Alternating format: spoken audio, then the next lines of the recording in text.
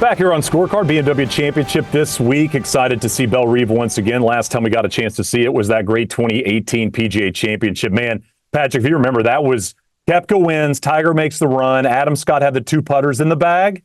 There was like a lot of storylines going into the weekend with kind of all that movement when you think back to that PGA. Last August PGA as well. I believe it was kind of wet leading into that week. If we're trying to figure out why the scoring was a little bit low, I think Koepka won at 16 under. And then Tiger Sunday, of course, was super memorable. I think he shoot like 32 on the front without hitting a fairway or something. Just had the people going, and unfortunately hit that one in the water on 17. 17, the par 5. Yep. Yeah. So it was a great PGA. Last one in August, which is a shame. And Wags, you played Bellerive, right? You played it, a decade or so ago?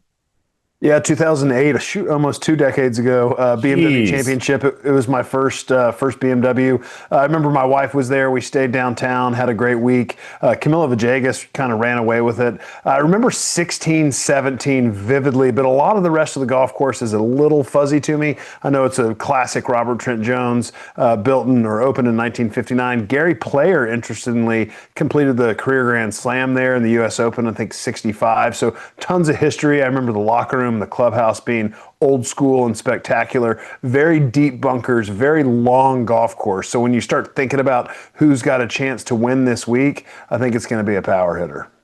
Yeah, par 70, 7,400 and change in terms of distance. So this place is a pretty big golf course. I'm kind of looking at the bubble. We were talking in the break. There's not a lot of movement that's really going to happen in terms of the top 30 bubble when you look at it. But you see the names kind of around the top 30. You've got Tom Kim at 26, Adam Scott right there at 27, Kurt Kitayama 28, Bud Cauley 29, and Ricky Fowler, Mr. 30. I was talking to our friends at Data Golf about like who's in, who's out at this point.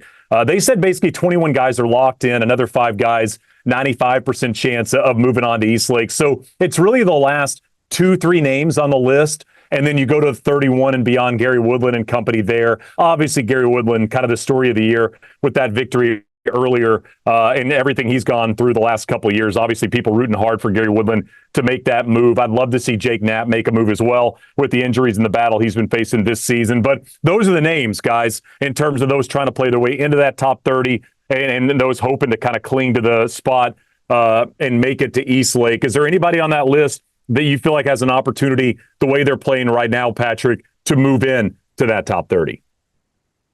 Ooh, well, with the points, it's tough. I will say I am keying in on Ricky Fowler, just given what the BMW Championship was for him last season. Had a great opportunity, was playing great heading into the postseason, played his way into the top 50, I believe, through the St. Jude Championship, and then with 9 holes to play, was projected inside that number, inside the top 30 at Caves Valley, and then just made a really ill-timed double bogey, I think on 15, the par 5 or par 4 right before the par 5 there, and bounced his way out. And for Fowler, this is a guy who's obviously playing some better golf. The last couple of seasons had the close call in Johnson's neck of the woods, but since the November Masters, he's only played in one of them. And so I just, I think Ricky is not synonymous with the Masters, but I kind of put those 2 and 2 together, given a number of great starts there at Augusta National, of course, going back to 2018 when Patrick Reed won and him having a great chance down the stretch. But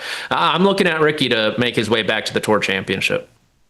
Wags, it is wild to think we sit here in 2026 and the names Jordan Spieth, Justin Thomas, and Ricky Fowler, we're not talking about are they going to win the FedEx Cup. It's like, can they make it to the next week? You know, I mean, these were the guys of that era. And I think sometimes when you get late in the season and you see where they sit in terms of the points list, it's a reminder that I don't want to say that era is beyond us, but it's definitely a new era that's upon us with Scottie and company.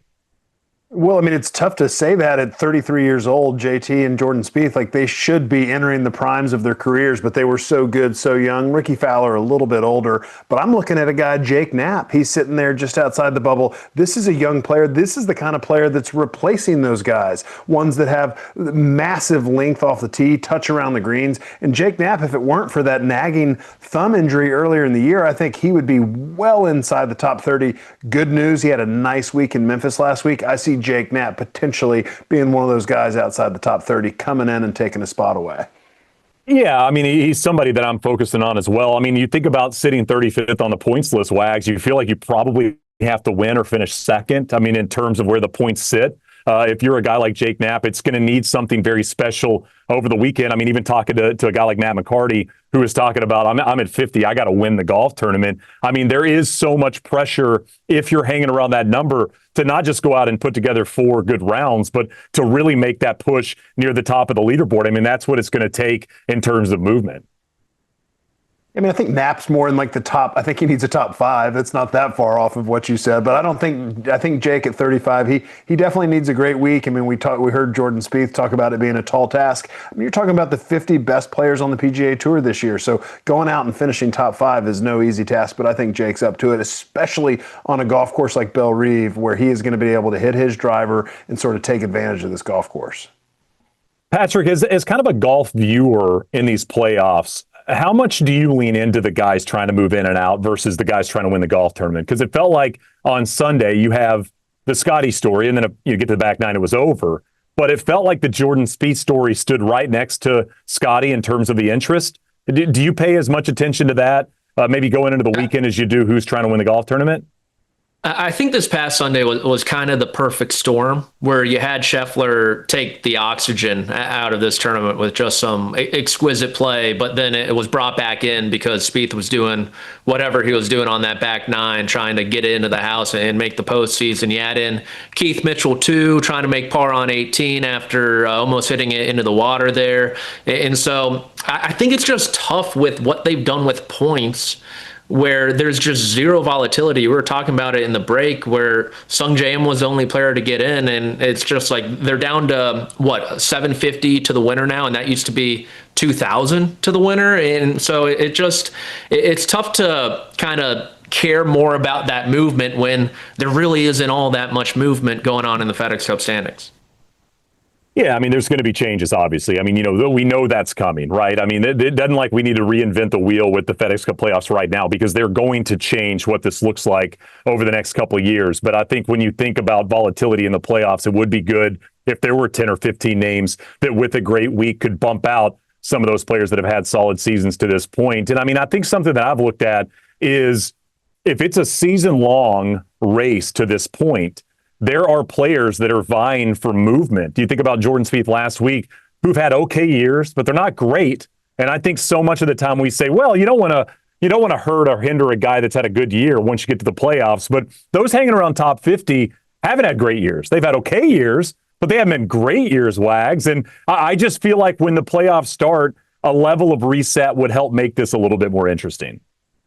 And I mean, if you look back to the Wyndham, we only had one player move inside the top 70, and that was Michael Brennan, because he won the tournament. Like, I remember the Wyndham Championship when it was 125 in that first playoff event. There was a lot of guys moving in and out, and it was one of the greatest Friday cut line stories. Sunday, sort of away from the winner, who's going to move in, who's going to move out, and it's just gotten worse and worse every year. Now that the PGA Tour is paying out regular season bonuses, didn't Scottie Scheffler just get a $10 million bonus? Mm-hmm. Well, they should all start over. It's the playoffs. Just because you're the number 1 seed in the NFL, yes, you get a bye, and there's a way to go about that. But I don't care if you're Scottie Scheffler or Rory McIlroy. If you don't perform in the playoffs, you're out of there. Eli Manning right now is just nodding as you're talking, Johnson. He's like, yep, I totally agree with everything you're saying. It's very smart. This Wagner guy's so intelligent. Be exciting this week at the BMW Championship. We got to get to our picks. Raise your hand if you're picking Scottie. Not so fast, fellas. We're going to take a break, and when we return, we'll give out who will win, who can't win, and who might contend at Bellerive. Back here on Scorecard, BMW Championship time to make some picks. And fellas, I think next year on the show, we've got to track this. I think producer Josh or somebody, we've got to track like made cuts, money, wins, something. I mean, we throw them out every week, and who the heck knows what happened with the guys. So I think next year we're going to at least have some level of tracker. But we got a couple minutes left in the show, Wags. I'll let you kick things off with who you feel like's not going to win at Bellerive. Well, I'm giving Wyndham Clark a reprieve this week. He played pretty good in Memphis, so I'm going to say he's not on my can't win list. All right. Finally, it's been a while. Rory McIlroy is on my can't win list. He showed me absolutely nothing last week except for maybe some disinterested golf. Also, Bobby McIntyre. I mean, guy withdraws after 18 holes, has to leave. What's that about? Has to leave JT Poston out there all by himself playing 18 holes late in the day on Friday. I thought that was a pretty weak move in a year where Bobby Mack's had a lot of weak moves, especially in majors. And then Aaron Rai, I hate to put him on there, but he just doesn't hit it very far. This is a big golf course. Aaron Rai's coming in outside the top 30, the PGA champion. He is not going to make the Tour Championship. Aaron Rai struggles this week. Yeah, last major winner to not make it to East Lake, Phil Mickelson in 2021. So hasn't happened that often for players that have won a major championship. Patrick, who do you feel like's not winning?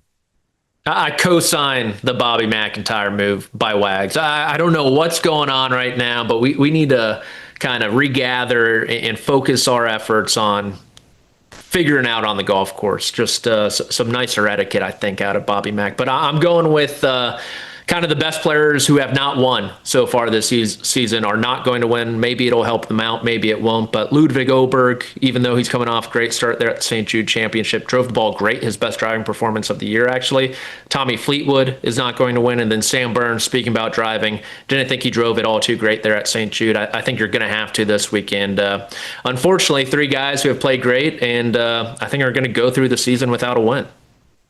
Sam Burns' worst final round of his season on Sunday, playing alongside Scottie Scheffler, was disappointing to see. I'm with you guys on Bobby Mack, by the way. Everybody just needs to chill out a little bit. Let's chill out. You're pro golfers. You're flying private. It's going to be okay. We all have had bad rounds. Wags, I shot him around in the 80s the other day. It happens to everybody. Let's just relax and just get through the rest of the week. I got Rory not winning. I got Ludwig not winning. I got Sam Burns not winning as well. So I'm pretty close to your picks there, Patrick, which leads us to who do you feel like is going to win? Patrick, I'll let you throw out your names, then who you have taking this whole thing down. We got Xander Schauffele, seems to have found something in his past couple of tournaments. Big ballpark. I look at Kurt Kitayama. And then Justin Rose, lowest round on Sunday. Let's see if he can carry that. If he has a good driving week, I think he has a good week. But the winner, bring out the brooms because it's going to come. Scottie Scheffler is going to sweep the playoffs. He's winning this weekend again. Wags, who you got? I'm pushing back. Sam Burns is going to be right there with a chance to win, but I'm also going with Scottie Scheffler. He is definitely going to win this golf tournament, maybe by 7 or 8 again. So I was going to pick Scottie, and then I go to the rundown, and you guys both pick Scottie. I'm like, we can't all three pick Scottie. That's no fun. So I'm going to go Xander. You mentioned it, Patrick's been playing better golf as of late. Played well at the Open, second at the Rocket, T7 at the St. Jude, and played Bellerive at that 2018 PGA. A reminder, you can watch it starting on Saturday, 3 Eastern on CBS and Paramount+.